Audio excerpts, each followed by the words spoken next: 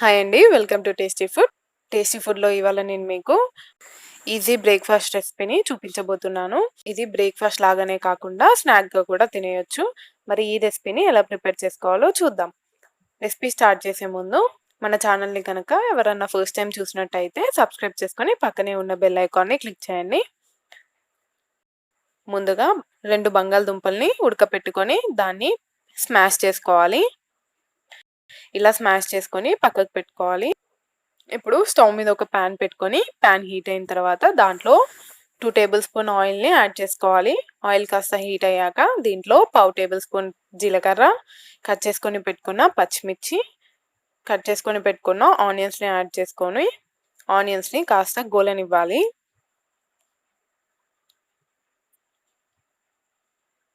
మంటని మీడియం ఫ్లేమ్లోనే పెట్టుకొని ఆనియన్స్ని ఫ్రై చేసుకోవాలి. ఆనియన్స్ ఇలా ఫ్రై అయిన తర్వాత ఇప్పుడు హాఫ్ టేబుల్ స్పూన్ అల్లం వెల్లుల్లి పేస్ట్ని వేసుకొని పచ్చి వాసన పోయేంత వరకు ఫ్రై చేసుకోవాలి. ఇలా అల్లం వెల్లుల్లి పేస్ట్ పచ్చి వాసన పోయిన తర్వాత దీంట్లోకి మనం స్మాష్ చేసుకొని పెట్టుకున్న బంగాళదుంపల్ని వేసుకొని అందులో పావు టేబుల్ స్పూన్ పసుపు వేసుకొని అంతా కలిసేలాగా బాగా కలుపుకొని 2 నిమిషాల పాటు కుక్ చేసుకోవాలి.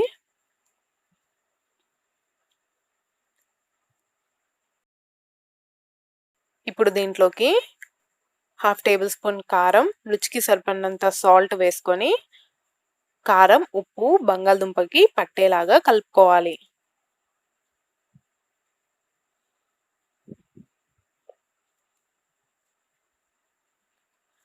అంతా కలిసేలాగా బాగా కలుపుకొని ఇప్పుడు దీంట్లోకి పావు టేబుల్ స్పూన్ ధనియాల పొడిని వేసుకొని దీంట్లోనే సన్నగా కట్ చేసుకున్న కొత్తిమీరని కూడా యాడ్ చేసుకొని అంతా కలిసేలాగా బాగా కలుపుకొని స్టవ్ ఆఫ్ చేసుకొని ఈ కర్రీని పూర్తిగా చల్లనివ్వాలి. ఇది చల్లారేలోపు మనం బ్యాటర్ని ప్రిపేర్ చేసుకుందాం. దీనికోసం ఒక మిక్సింగ్ బౌల్ తీసుకొని అందులో ఒక కప్పు మైదాని వేసుకోవాలి.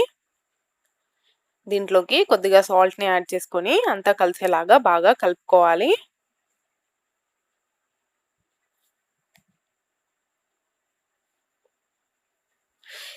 ఇలా అంతా మిక్స్ అయ్యేలాగా కలుపుకున్న తర్వాత దీంట్లోకి కొద్దిగా వాటర్ని యాడ్ చేసుకుంటూ పిండిని కలుపుకోవాలి. దీనికోసం పిండి పల్చగానే ఉండాలి. మైదా తొందరగా ఉండలు కట్టేస్తుందండి. అందుకే కొద్దిగా వాటర్ని యాడ్ చేసుకుంటూ ఉండలు ఏమీ లేకుండా పల్చగా కలుపుకోవాలి. బ్యాటర్ని ఈ కన్సిస్టెన్సీలో కలుపుకొని పక్కకు పెట్టుకోవాలి. ఇప్పుడు స్టవ్ మీద ప్యాన్ పెట్టుకొని హీట్ అయిన తర్వాత మంటని మీడియం ఫ్లేమ్లో పెట్టుకొని మనం ప్రిపేర్ చేసుకున్న బ్యాటర్ని దోశలాగా వేసుకోవాలి. వీలైనంత పల్చగా దోశని వేసుకోండి. ఇలా దోశని స్ప్రెడ్ చేసుకున్న తర్వాత ఎడ్జెస్కి కాస్త ఆయిల్ని వేసుకోవాలి. ఫస్ట్ దోశ కాబట్టి ఆయిల్ని యాడ్ చేస్తున్నాను. తర్వాత దోశలకి ఆయిల్ వేసుకోవాల్సిన అవసరం లేదు. ఇప్పుడు దోశని రెండో వైపుకి టర్న్ చేసుకొని రెండో వైపు కూడా కాలనివ్వాలి.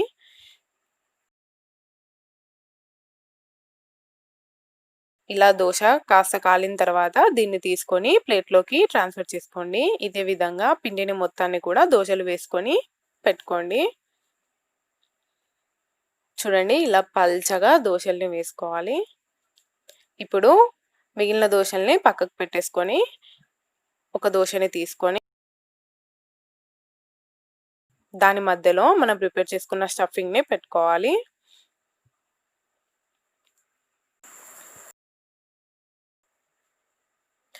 స్టఫింగ్ని మధ్యలో పెట్టుకొని ఈ విధంగా ఫోల్డ్ చేసుకోవాలి.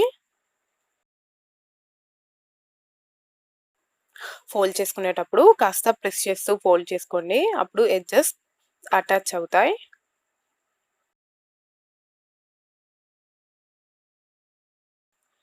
ఇలా ఫోల్డ్ చేసుకున్న తర్వాత ఒకసారి గట్టిగా ప్రెస్ చేయండి. ఇలానే అన్ని దోశలతో ఆలు పాకెట్స్ని చేసుకొని పక్కకు పెట్టుకోండి. ఇప్పుడు వీటిని షాలో ఫ్రై చేద్దాం. దీనికోసం ఒక ప్యాన్ పెట్టుకొని అందులో 2 టేబుల్ స్పూన్ల ఆయిల్ని యాడ్ చేసుకోవాలి. మంటని మీడియం ఫ్లేమ్లో పెట్టుకొని ఈ పాకెట్స్ని ఆయిల్‌లో వేసుకోండి. మంటని మీడియం ఫ్లేమ్‌లోనే ఉంచి ఈ పాకెట్స్‌ని ఫ్రై చేసుకోవాలి. 2 వైపులా గోల్డెన్ బ్రౌన్ కలర్ వచ్చేంత వరకి ఈ పాకెట్స్‌ని ఫ్రై చేసుకోవాలి. 2-3 మినిట్స్ తర్వాత ఇలా గరిటెతో టర్న్ చేసుకుంటూ ఫ్రై చేసుకోండి.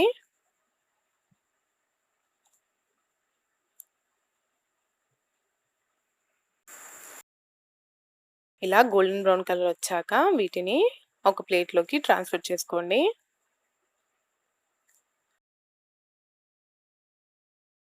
అంతేనండి. ఎంతో టేస్టీగా ఉండే ఆలూ పాకెట్స్ రెడీ అయిపోయాయి. ఇది బ్రేక్‌ఫాస్ట్‌లోకే కాకుండా స్నాక్‌గా కూడా తినేయొచ్చు. చాలా టేస్టీగా ఉంటుంది. ఈ రెసిపీ మీరు కూడా తప్పకుండా ట్రై చేసి మీకెలా కుదిరిందో నాకు కామెంట్ చేయండి. ఈ రెసిపీ గనుక మీకు నచ్చినట్టయితే లైక్ చేయండి, షేర్ చేయండి. టేస్టీ ఫుడ్ ఛానెల్‌ని సబ్స్క్రైబ్ చేసుకొని పక్కనే ఉన్న బెల్ ఐకాన్‌ని క్లిక్ చేయండి.